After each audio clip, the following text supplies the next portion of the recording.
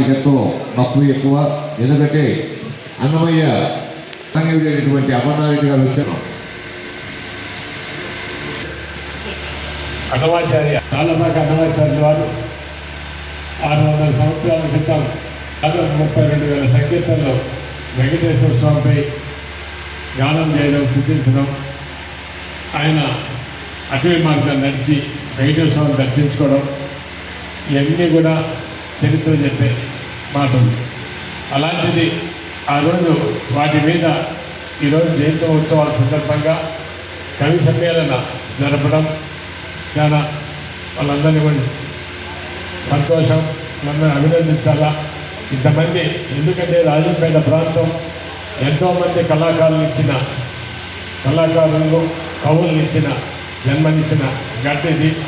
అలాంటి ఈ ప్రాంతంలో ఒక కవులతో కవి సమ్మేళనం జరపడం నిజంగా చాలా అభినందనీయం.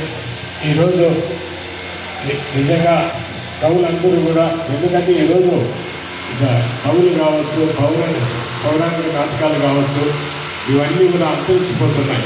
ఎందుకంటే సినిమాల వల్ల, ఈ టీవీల వల్ల ఇవన్నీ కూడా అంతరించిపోతున్న రోజుల్లో ఇంకా కూడా భావి తరాల వారికి ఇలాంటి కవుల గురించి తెలియజేయడం చాలా అభినందనీయం. మీ అందరికీ కూడా ఈరోజు, ఎందుకంటే ఇంకా వేరే కార్యక్రమాలు ఉన్నా కూడా, ఎందుకంటే మీరు ఒకసారి మీతో కలిసి మాట్లాడిపోదామనే ఆలోచనతో ఈరోజు రావడం జరిగింది. మీతో కలిసి మాకు అవకాశం కల్పించిన అందరికీ కూడా పేరు పేరున మరొకసారి నా హృదయపూర్వక నమస్కారం తెలియజేస్తూ జై హింద్. అలాగే మనకు